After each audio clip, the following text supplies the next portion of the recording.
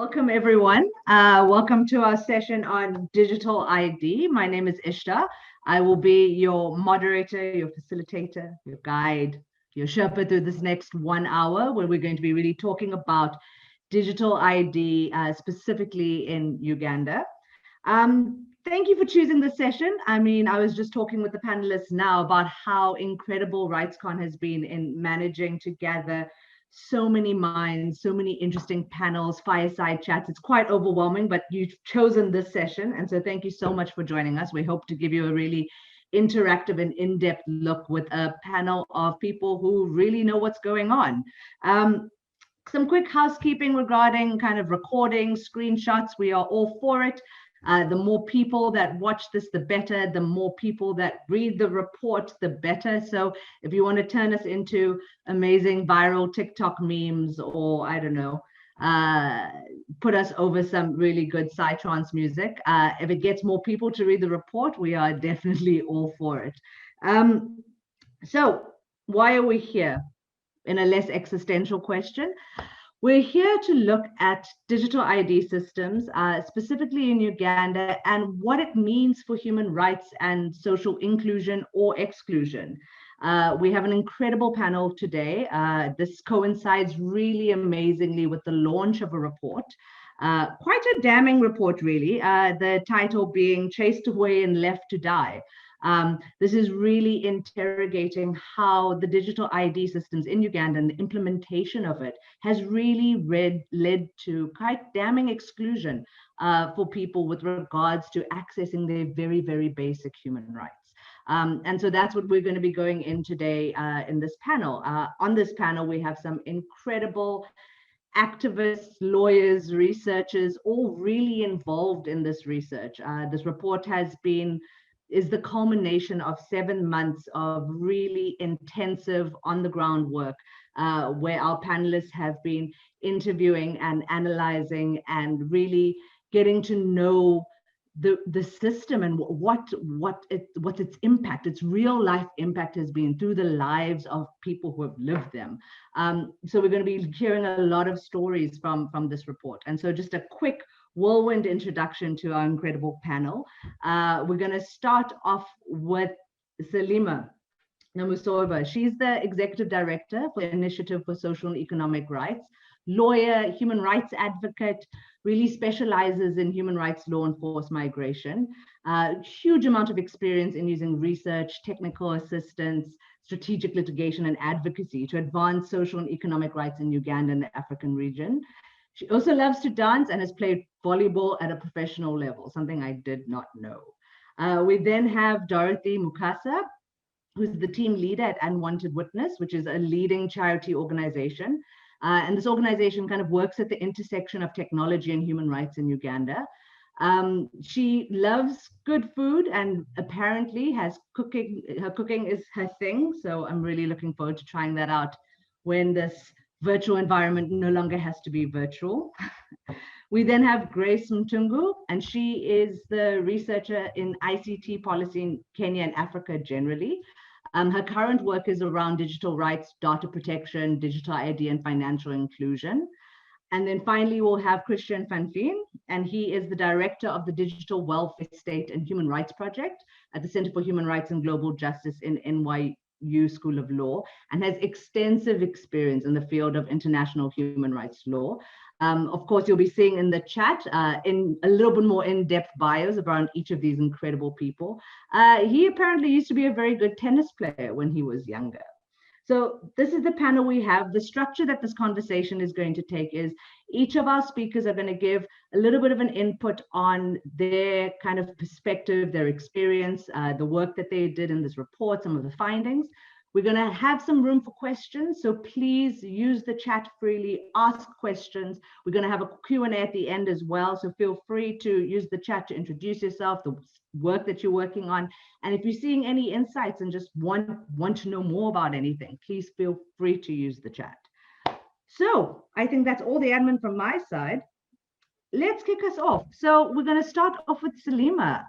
Tell us a little bit about this report. Why this report? And how did you come to be involved in it? And what were kind of your relationship with this report and its kind of the ongoing work? Okay, thank you, Ishta. Good afternoon, everybody. I'll straight away go to the question that Ishta has asked me. Why the report? Why did we have to look at this report that is looking at the impact of digital ID? Now, like many other Ugandans, we believed the promises regarding the benefits of the national ID in terms of improving service delivery in Uganda. But as we went about our work monitoring the realization of economic and social rights, we started getting anecdotal information about the national ID leading to exclusion. Initially, this information was coming in with regard to the senior citizens grant that was going to older persons in Uganda. But later, it also started coming up with regard to access to health care. Now, at that point, we could not immediately conduct in-depth research, and this was due to various reasons, for example, lack of resources to conduct research at a national level, but also the workload that everybody had at the time.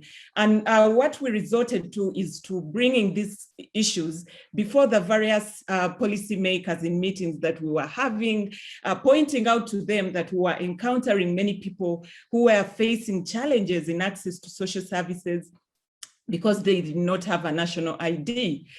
But it was quite disappointing to see that despite the fact that we were raising these issues with various policymakers, the government was continuing to enforce the requirement for the digital ID for social services, oblivious of what was happening on the ground.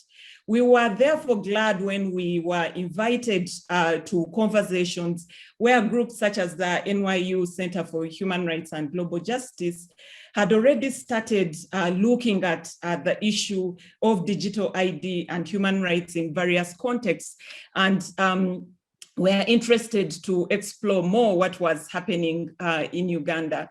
But in those conversations with other people who are studying digital ID, we were surprised to learn that actually Uganda was being put out there by the proponents of digital ID as a successful story, as a successful case study of how helpful digital ID was. And yet we were encountering more and more cases of exclusion on the ground within the Ugandan context. So we started wondering whether those who were actually pushing for the ID had heard of stories, for example, that of Amos, who is believed to be over 100 years, but does not have an ID and is not able to access the senior citizen grant because he doesn't have an ID. He did register for the national ID when there was the mass registration taking place, but subsequently when they were issuing the IDs, he went to the place where the IDs were being given several times, and he was told his ID is not there. But also subsequently, he went to the headquarters of his district about 3 times and spending an enormous amount of money to be able to get the ID, but he was told that the ID wasn't there. And he finally gave up when he was told that perhaps he needed to bribe somebody in order to be able to get this ID. We also wondered whether actually the proponents of this digital ID had heard of stories of women in situations such as a lady called Joyce that we encountered, who is 93-year-old, but during the process of registering for the national ID, whoever was registering told them that the system could not capture her picture simply because she was too gray from being old. Her hair is all gray, and she was told that the system could not capture her picture. We also wondered, whether actually the proponents are aware that this is a systemic issue. These are not one-off stories, and these are stories that we were encountering day by day, but also that the various different government departments that are involved in service delivery were more and more getting frustrated with having to work with a national identity registration, that is a registration system that is being housed by the NIRA, which is the institution that does house the ID registration system.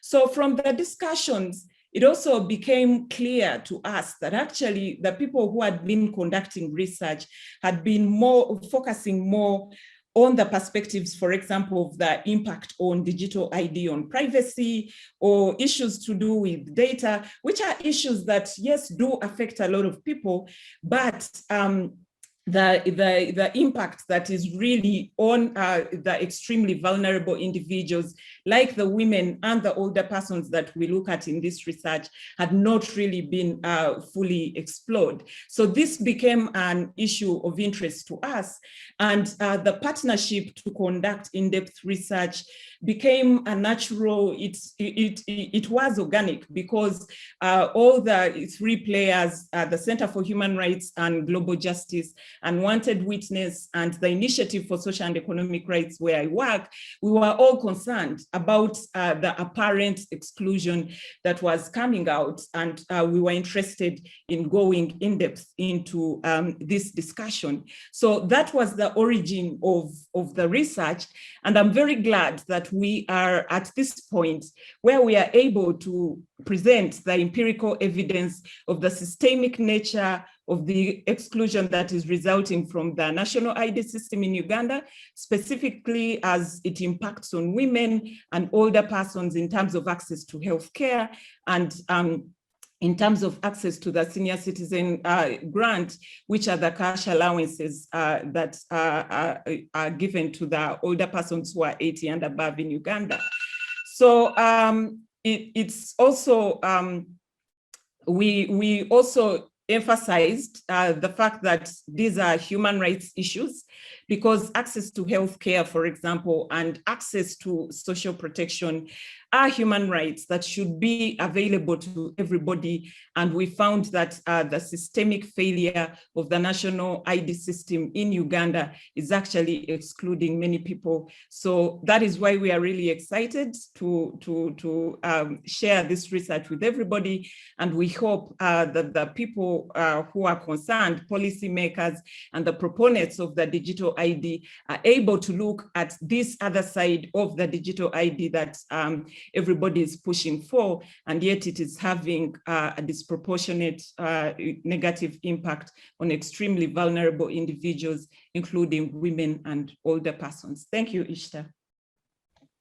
Thank you so much, because I don't know, if you hadn't been doing this research, I don't know how these stories would ever be surfaced, let alone be given voice and kind of point to the systemic nature, that this is not just individual stories, that this is actually systemic to exclusion in Uganda.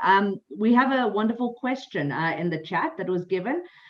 Could you please provide some information as to the context in which the government decided to develop the digital ID? So example, funded by development actors. So kind of how did it come to that Uganda was going to pursue this kind of way of digitizing ID of the citizens?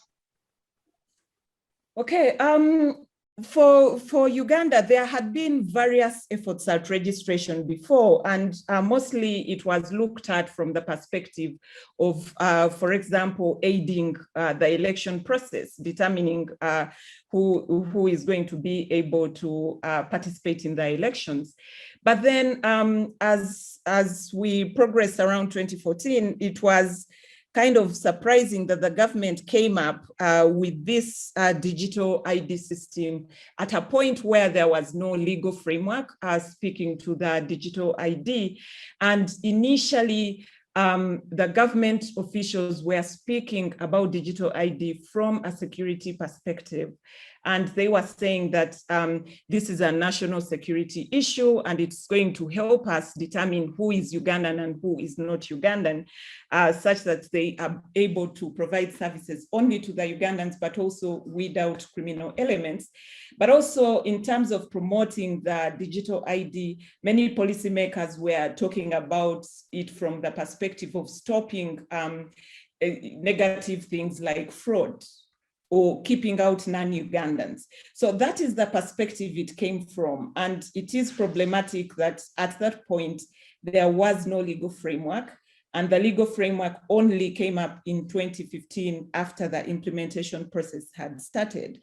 So from the start, the approach was from a national security approach and not a development perspective. And it seems there's a disconnect between international players who are pushing the digital ID and saying it's for development purposes, and the government of Uganda that is pushing it from a national security perspective. Thank you so much. Really pulling out a kind of fundamental tension between using a developmental approach versus using a security approach, and what that means actually for fundamental human rights. Thank you so much. And we also have pointed out in the report, if you want to learn more about how the actual system came into being, check out page 64 of the report. The links and everything will be shared. Thank you so much. I think we're going to move on to Dorothy next. Dorothy, can you tell us a little bit about your journey with this report? I know you were involved in a lot of the field work and on-the-ground research. Can you share with us some of your experiences over the last 7 months? Thank you, Esther. Good morning, good afternoon, and good evening. Yes, like Salima said, this is the first of its kind in Uganda, looking at stories of Ugandans who have interfaced with the system and also really affected by the system, you know, and also speaking from who is pushing this. We see that the submission of Salima clearly shows that this was not government's intention right from the word go, because if it was pushed before the legislation, it means it wasn't an issue that the government of Uganda was ready to take. But then we highly believe that it was an international effort to see that globally and find people, because ideally Uganda had its own identities before, you know, before the digital ID system came into force. They were identified in different ways, and they actually used to access services using the same documents that are actually issued by government. For instance, a passport is a government of Uganda's identity card. So these systems were operating, and people used to get access to different human rights. But how then does the ID come in and then makes everything complicated for citizens? And yet the proponents of say as this is a government issue, you know, but also the appetite for government to be able to document and be able to have everybody in one place is an issue. And I think that's what the government of Uganda was really very interested, because they looked at the system as an advantage for them to be able to document everybody and be able to use it for any other purpose, including national security. However, as indicated in our reports, many of these people whose lives are being affected by the system, just numbers, you know? Because according to the report, over 33% of in Uganda are not enrolled into the system. Leave alone many other Ugandans who have lost the identity card or have errors on them. Okay, it's really problematic that these are not just numbers. These are lives that we are talking about. These are people. These are vulnerable groups that we're talking about. You know, if you see them as numbers, it's really unfortunate. These are individual Ugandans who are entitled to basic enjoyment of basic, who are entitled to be served by the state, you know, but being excluded by the same that is supposed to serve them.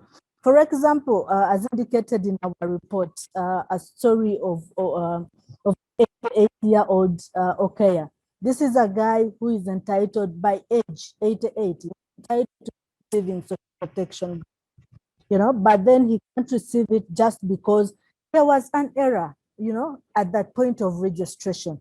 When he went to register for the ID, the person who registered him under-registered his age.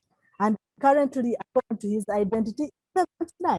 That alone excludes him from accessing the basic fundamental right, and this means that this is life-saving. Somebody cannot access life-saving grant at the age of 88 simply because a system has rejected him, and an error that is made by that system that is operated by the government. So it's really absurd.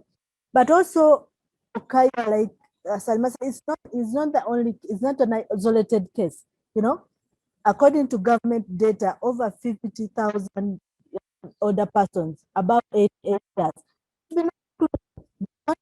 they've been excluded from accessing the social protection grant simply because the system has created errors in the operations. And these errors are created by the operators of the system.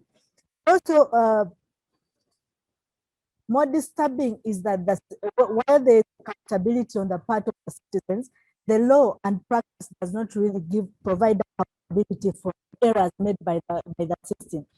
For example, NIRA, an organization, an agency that is supposed to register people, makes a lot of errors, including corruption, under-registering people, entering wrong data.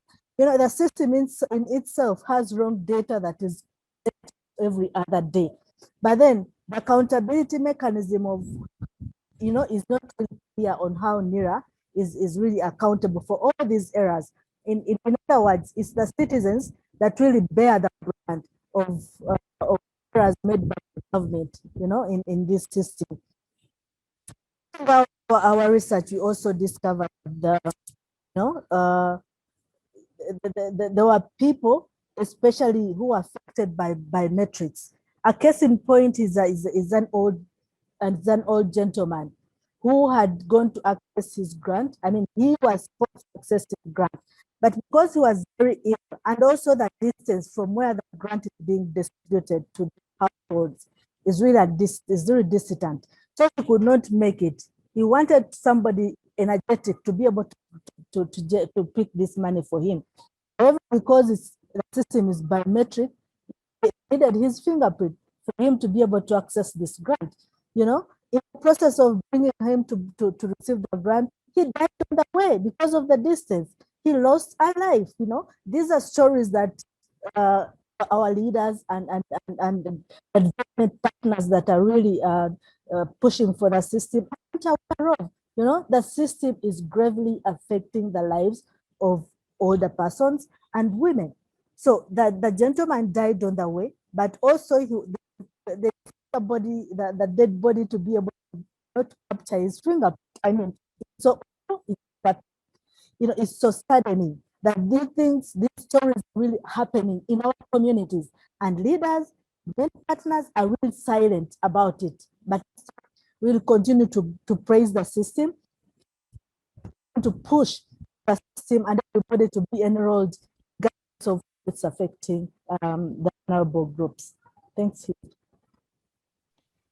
Thank you so much. Like really kind of illustrating the impact that the system has on people's kind of lived realities. And the idea that these things can have a systemic impact on kind of basic fundamental human rights. I mean, it is a bit astounding to me that such a large majority of the adult population of Uganda can't and doesn't have a digital ID. I mean, one might say, okay, so they don't have an ID, so what? I mean, it means you can't vote, it means you can't access healthcare, it means just fundamental human rights that they cannot have access to, including grants, which people need for life. So thank you so much. I do have a question. At the end, you mentioned that the government has really just been silent, or Salima also mentioned that the government often uses this example as like a shining light of the digital ID process. I wanted to ask, what has been the response of the government of Uganda? Have they done anything to address any of the issues that you and Salima have been raising? Surprisingly, nothing has yet been done. Only that your government officials really do recognize, that threat and risks that system poses to people.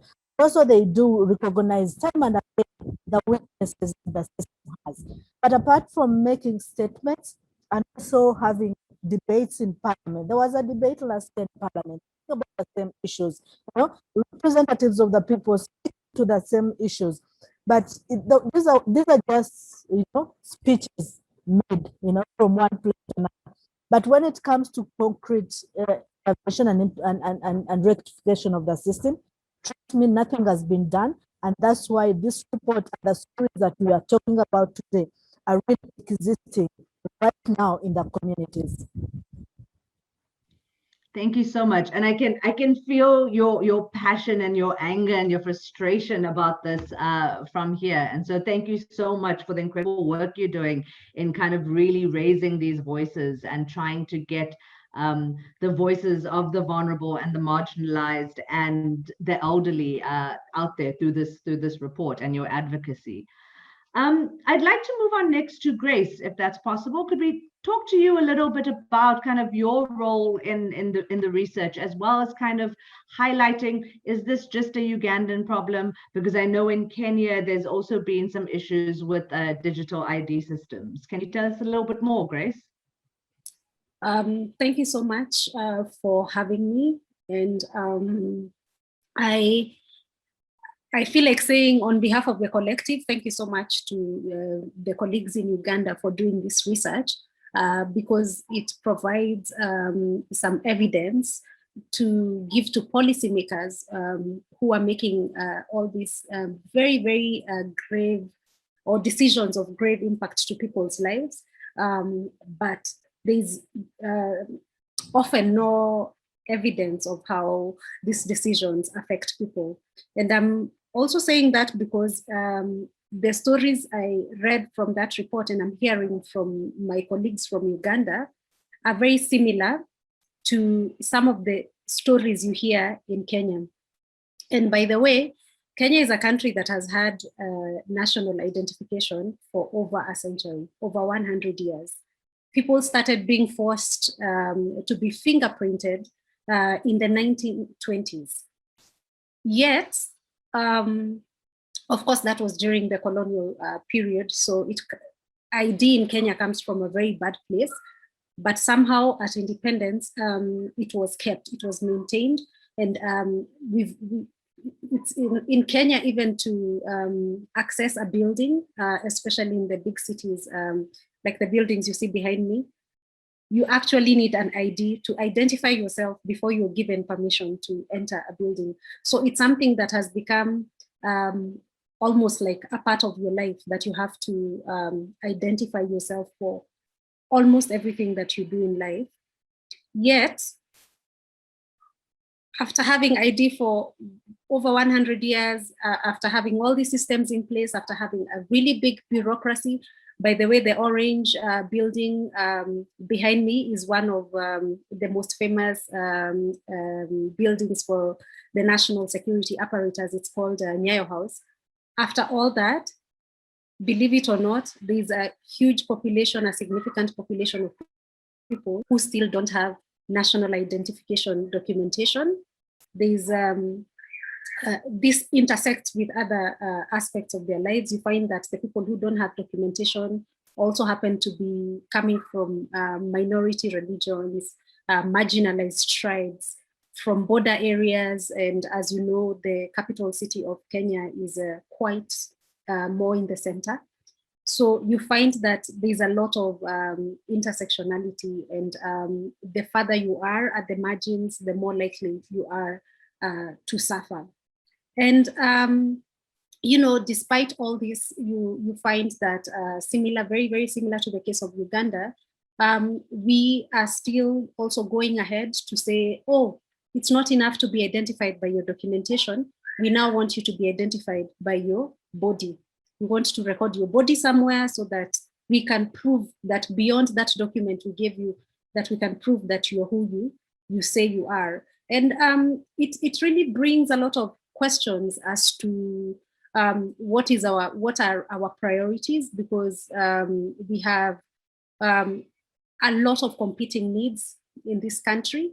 We have, I mean, the picture behind me is Nairobi, but I can tell you for sure that this is not how all of Kenya looks. In fact, a lot of people complain that as soon as you leave Nairobi is when the rubber meets the real road, which basically means, you know, much poor quality roads as soon as you leave the city.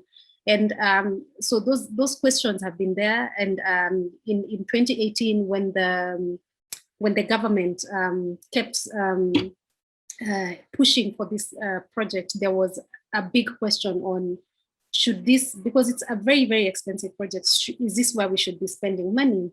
And then there are also similarities. And I was just reflecting as Salima and Dorothy were talking, there are a lot of similarities in this whole merger of social services with national security. For a long time in Kenya, children could go to school even if their parents had problems getting identity documentation. But now, children cannot attend school unless they have a birth certificate. And you can't get a birth certificate unless you have a national ID card. As a woman, you can't take out a birth certificate for your children unless you have the ID.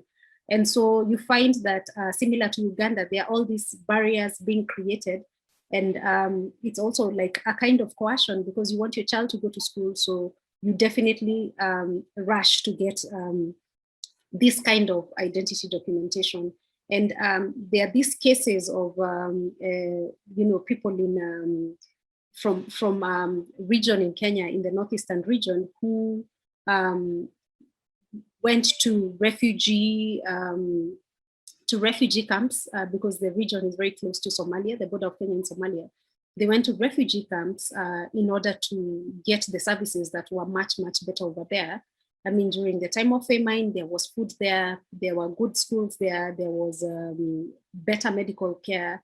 And so they just enrolled themselves, their biometrics were taken, and then they reached the age of majority and they want to take out a national ID card, and they are told, we are sorry, we can't give you an ID card because you appear in the refugee database. For the life of them, they cannot understand, you know, how going to get a social service that was for survival becomes the basis for them missing out on this document, without which you cannot even travel from one county to the other. You cannot even book a bus in many places. You cannot even book a bus ticket or a train ticket without your national ID card. So this has now constrained people to live in a physical sense and in a bigger sense, to live very constrained lives, because now they cannot move around, they cannot access higher education, they cannot register their children's or their births, they cannot register those births, and so on and so forth. And it really leads to the question, why are we having ID? And we're in a RightsCon conference where the Why ID movement is based. And also questions as to the kind of responses we are seeing when people complain about ID. You find that the kind of even technical advice that is being given to our government is get data protection in place. But what we are saying is that, and you can see this so clearly from the cases in Uganda, is that we first of all want to deal with the issues of the people who are excluded. And then we can talk about what kind of inclusion we want. Now we can start talking about all the human rights that should be accounted for as we move to, you know, all these digital mediated kind of services. And so I see a lot of similarities between the situation in Uganda and the situation in Kenya. And coming from Kenya, where we've had ID for 100 years plus, but it hasn't solved a lot of identification questions. I join my colleagues in Uganda in demanding for ID that, or any government project, that it first becomes people-centric and serves the interest of the people, and not, you know, some national government ideal or some, you know, technical, bringing technology to Africa kind of interest. Thank you so much, Grace. Really kind of reiterating the question of digital ID, what is it good for? And if it's not good for the people, then what is it really good for? And also really showing us that although this report is about the digital ID systems in Uganda and how it's led to exclusion, if you zoom out and look at many different countries, there's a lot of similarities that resonate. I know in South Africa as well, where I am, looking at the report, a lot of these things are very similar to what's happening in South Africa as well. I want to just ask you one question around, I mean, wow, the digital ID for 100 years in Kenya, I had no idea, but I know that a lot of activists in Kenya have been also resisting this exclusion for a number of decades. I wanted to ask, is there anything we can learn about from the response of civil society in Kenya? Are there really good strategies to resist this exclusion that has been happening for 100 years? So the civil society movement in Kenya, in my view, has done has made quite some positive strides. I like how they have based their campaigns and spread them out to all actors who could help. You know, there are some petitions to parliament to change the law. There are petitions to the executive to resolve issues that are systemic. For example, you know, issues of people who have had historically had issues getting national ID. And this movement has been going on for long, such that even when we had a new constitution in 2010, activists played a big role in making sure that citizenship is guaranteed. And so now these are now in the constitution. The bigger battle now is in getting all these things implemented. We've also had civil society going to court in strategic litigation. And at least this has had some wins because, for example, the government wanted to have a national DNA database, and this was stopped by the court. They also wanted to have, you know, GPS information collected together with, you know, ID information, and this was also stopped in court. Other things were allowed in court, like the project is still ongoing. So civil society has this big work of monitoring how everything is being done and reminding everybody that we don't just want ID, we want an ID that makes sense for the people, that is people-centric, that serves the people and not, you know, subjugates them to technology and government control. Thank you so much, Grace. Moving on to our final speaker on the panel, Christiaan. Can you tell us a little bit about your role with regards to this report, but also how it kind of reflects a bigger narrative of exclusion, as well as kind of using a security lens versus using a development lens and the development of these systems?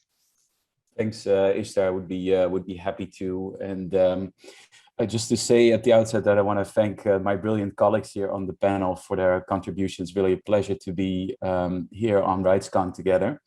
And we worked with ISER and Unwanted Witness, with Salima and Dorothy and many other colleagues on this report.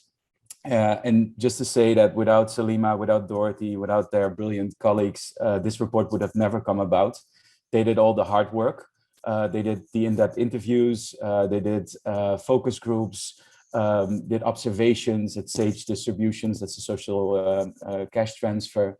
And just to say that both Salima and Dorothy have a great track record as fierce advocates for economic and social rights and digital rights in Uganda, and that really deserves an applause, I think. Without them, this report would have never happened. So first of all, applause to them. first thing to say in response to your question is, and that's also clear, I think, from Grace's contribution, is that the level of exclusion we found in the context of Uganda's digital ID system is unfortunately far from unique. So while the Ugandan government clearly has done a terrible job here with the aid of the international community, there are most likely, and I'm certain of this, many other countries that do even worse. Also countries where the kind of research that we've been able to do in Uganda would not be possible. And I'm thinking, for instance, about a country like Rwanda. And so from work that other organizations have undertaken elsewhere, we just know that significant levels of exclusion are quite common from digital ID systems, whether that's in India, whether that's in Kenya, whether that's in Nigeria, and many other places. And despite many other organizations doing terrific work in this space, including, for instance, Haki na Sharia in northern Kenya, I think that the broader human rights movement is still only scratching the surface of mass exclusion in the context of digital ID and how that affects social and economic rights on top of many other human rights. And Grace referred to the great work that's been happening, including strategic litigation in Kenya. Still then, and this is not the fault of the actors who've worked very hard there, the ultimate court decision was pretty disappointing on exclusion, where they said something along the lines of, we haven't found the evidence to conclude that there's been discrimination and exclusion that amounts to a violation of the Constitution in a nutshell.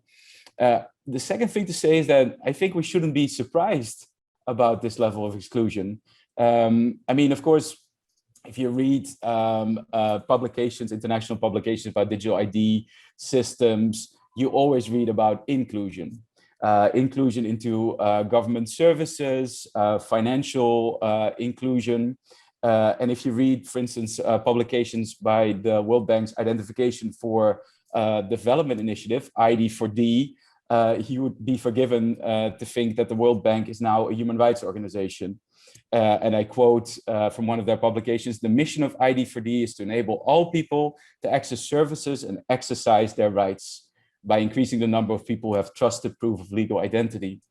But I think to be surprised about the mass exclusion that's happening in Uganda and elsewhere is, I think, to be a bit naive about this promise of inclusion. Because I don't think that inclusion, especially inclusion in government services, like universal social protection schemes, I don't think that is the real driver behind this push for digital ID systems internationally. And I think I'm in good company there. For instance, Indian economist Ritika Kera has written forcefully about what she calls the welfare facade surrounding Aadhaar, India's digital ID system. This sort of using welfare and inclusion as selling points for the digital ID system. And she writes, "The most forceful framing of Aadhaar was as an enabler of welfare. Identity and inclusion were the twin objectives that proponents used to sell the idea to the Indian public." And I agree with that. And so the question then is, what is the real driver of all these digital ID systems popping up around the world in recent years, if it's not inclusion?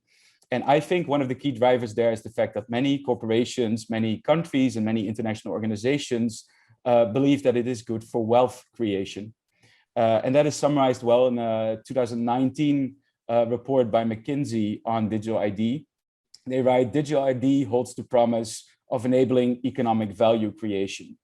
And the World Bank is also very open about this in their ID4D publications. And they basically, I think, distinguish between four economic benefits. So first, for individuals, digital ID is presented as essential to access economic opportunities, such as labor mobility, formal employment, and property rights.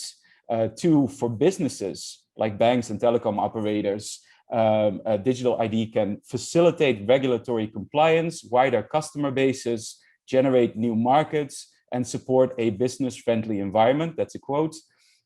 Third, and more fundamentally, digital ID is seen as a crucial building block to make digital economies possible, because digital identification and authentication is necessary to run a digital economy, it's thought.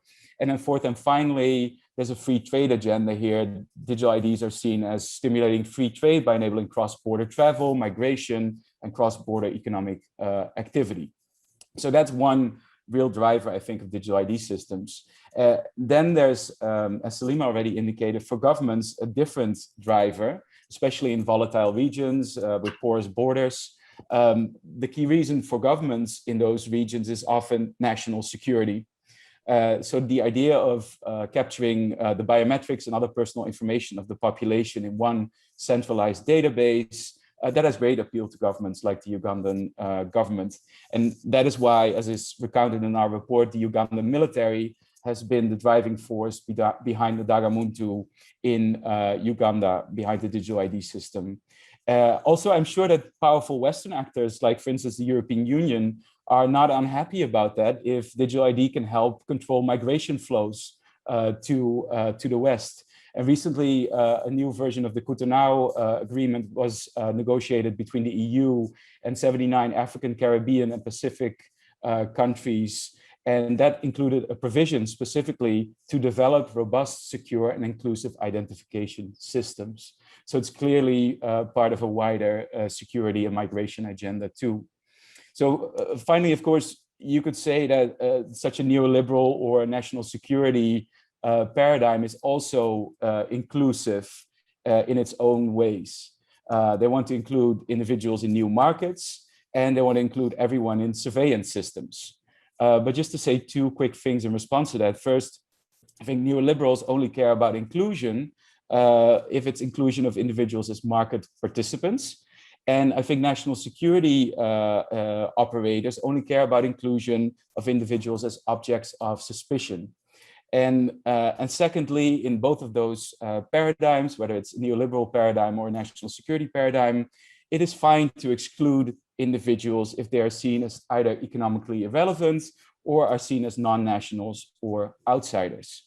So I think you get a very different outcome if, like us and like Grace also said, you start instead by believing that digital ID systems should not interfere with universal and equal access to human rights.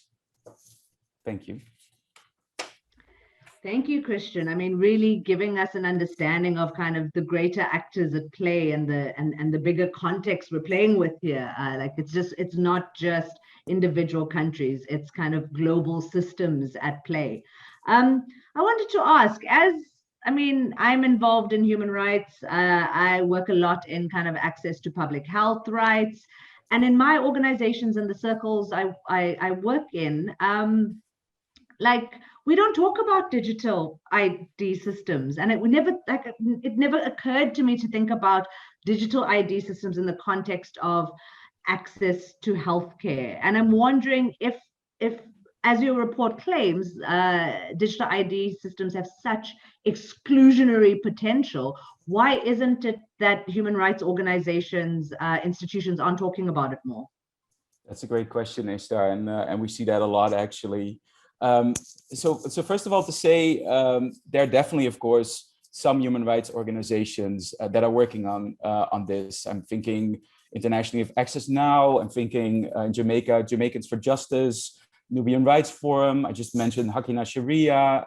The Open Society Justice Initiative has done work on this in Kenya and other parts of Africa. But I think overall, there's still a wider neglect. So you see there's an uptick, but there's a wider neglect. And just anecdotally, I recently did a search on the database of The Economist newspaper, typing in digital ID and digital identification, and I could only find a handful of articles written about this over the last 7 years or so. And every article that they did write was fairly positive about digital ID. And so I think we're only now really seeing the impact of digital ID systems, especially in terms of exclusion in recent years. And I think for the human rights movement, it's a question of playing catch up with a very complicated phenomenon. And then in addition to that, I would say there's also a fair amount of ignorance and frankly of racism that contributes to the neglect in attention here. So again, anecdotally, I recently spoke to a Western reporter about our Uganda report, and I explained for about half an hour what Salima and Grace have said. Like 1/3 of the adult population does not have access to healthcare, does not have access to social protection as a result of this digital ID system. And I went on and on with a rant, so to speak. And then this journalist responded, "Yeah, okay, that's all very sad, but what's the human rights angle here? Is there political oppression? Is there a privacy violation?" And I was stunned by that response. And just another anecdote is last year we did a letter on Ireland and their public services card, which is a quasi-digital ID system. And you need that public services card to access welfare services.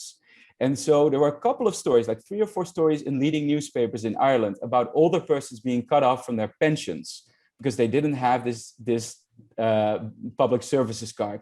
It was outrage, national scandal, a few persons. And I'm sure there were more. I'm not saying it wasn't bad, but here we're talking again, 1/3 of the adult population is excluded. Just let that sink in. Excluded from healthcare, excluded from social protection benefits. This in the middle of a pandemic.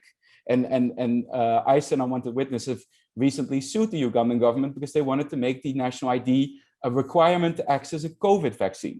Their litigation stopped this, which was fantastic, and they deserve a lot of praise for that.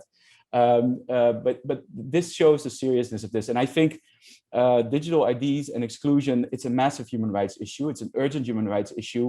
And I would just like to call on the wider human rights movement, also when they're working on poverty, on social protection, on social rights, even if you haven't heard of this, start digging in, because this is also relevant for your organization.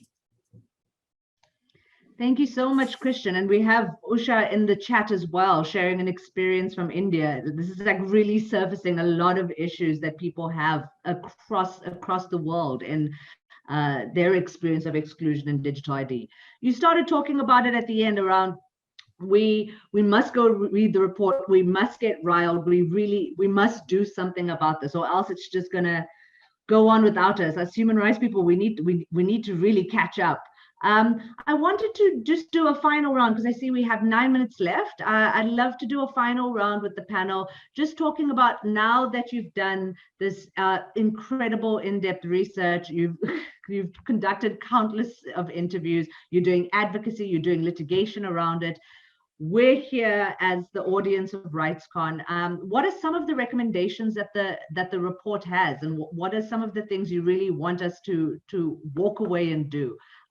Can I start with Salima, please?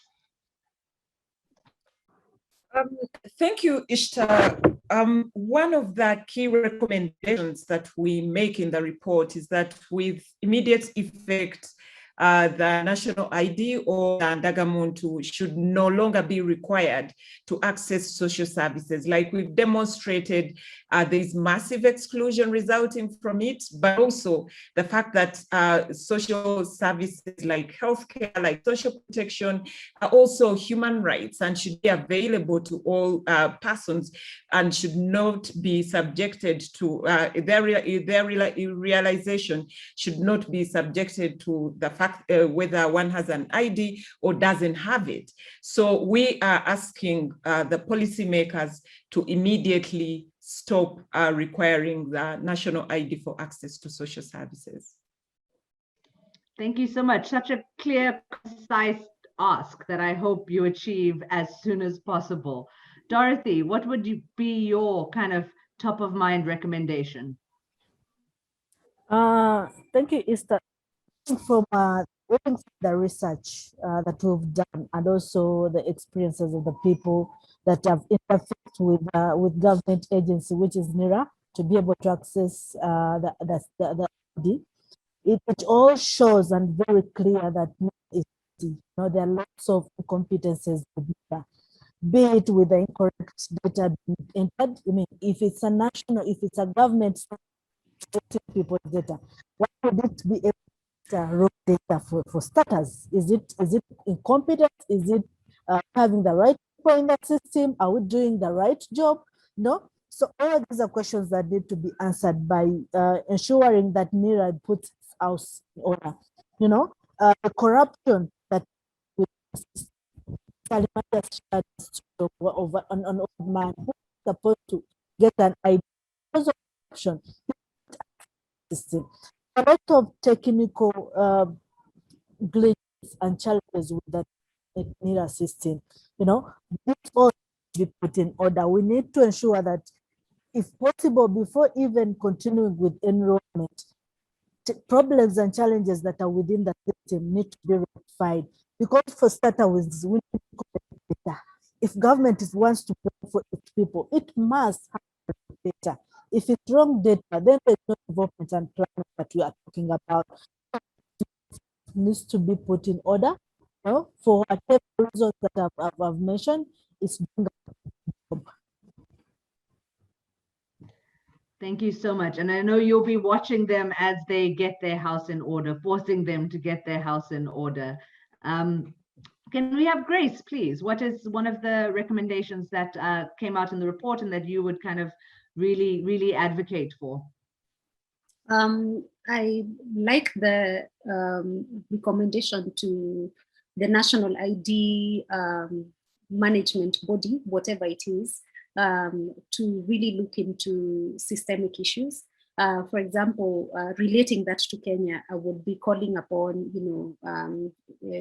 my government also to start digital ID inside out from how it's being done right now. Start with the people who don't have access to registration services, start with the people who are far from government, and then you can come now to the people who already have ID that now needs to be digitized, as opposed to what is happening now, where you're re-empowering people who are already empowered and disempowering people who have no means to empower themselves in the first place. Thank you so much, Grace. And finally, Christiaan, what would be some of the recommendations coming out of the report and also in general in order to kind of really combat the kind of broad-based exclusion that is happening now because of digital ID processes? So one of the final recommendation in our report, which I think has relevance beyond Uganda, very briefly, is directed at outside influences in countries like Uganda, bilateral donors, World Bank, UN organizations. What we saw in Uganda, for instance, the social protection system, including for the elderly, it's funded by Ireland and the UK, but making sure that everyone above 80 gets a grant for the elderly has now been thwarted by the national digital ID. At the same time, you see the World Bank investing in the healthcare system, but the national ID requirement there stops people from accessing healthcare.